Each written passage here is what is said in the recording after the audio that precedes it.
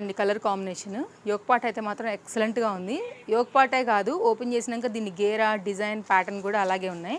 దీనిలో ఇదైతే కనుక బాటమ్ దుపట్టా ఫుల్ ఫ్లేర్తో అయితే కనుక వచ్చినటువంటి 3 పీస్ సెట్. ఇది ఓపెన్ చేసి చూసేద్దాం ఎలా ఉందనేసి.